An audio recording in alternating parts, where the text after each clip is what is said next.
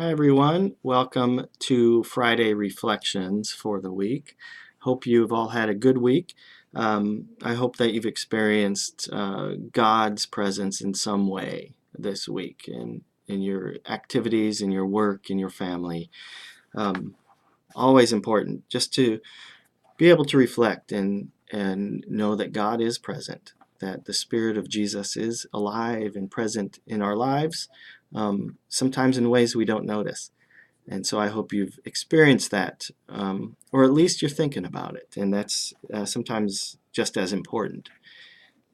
Today I want to share with you a story from the Gospel of Matthew. Now, in Matthew's Gospel and in Mark and Luke, Jesus speaks in parables quite a bit to communicate simple messages. Sometimes the parables seem complicated, but really, the parables are often simple.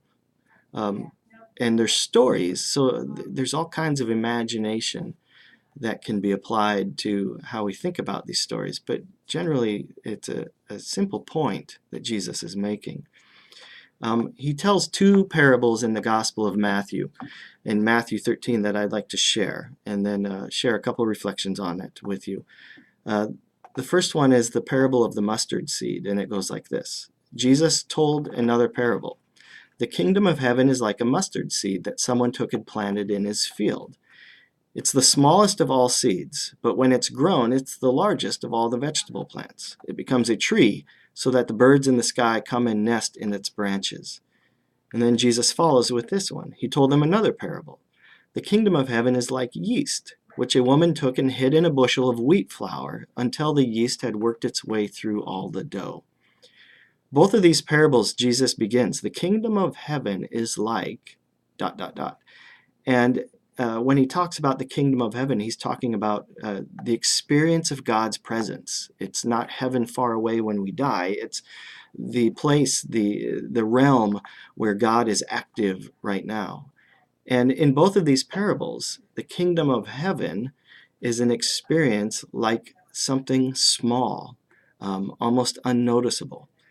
A mustard seed and a little bit of yeast. Neither of these things are very large or very powerful, at least to the naked eye, at least upon first perception. But in reality, these things have a whole lot of potential, but they can be overlooked. A mustard seed isn't much. You don't think much of it. And the same with a little bit of yeast. There's nothing spectacular to these things, but yet in time they grow and transform the environment. And for Jesus, that's the same thing. The kingdom of heaven, it's nothing spectacular to look at initially. It's small. It's among us. It's maybe overlooked. There's a great quote that says this by a guy named Robert Farrar Capon. He says, "A man can do worse than be poor. He can miss altogether the sight of the greatness of small things." We can do worse than be poor. We can, in fact, in the pursuit of great things, miss the greatness of small things, miss the greatness of the kingdom of heaven among us. So today, this weekend, think about the presence of God, the presence of God's kingdom among us, in terms of something that is small, maybe insignificant to some people, something that might be overlooked. God's presence, God's activity sometimes is very simple and yet equally powerful and equally significant.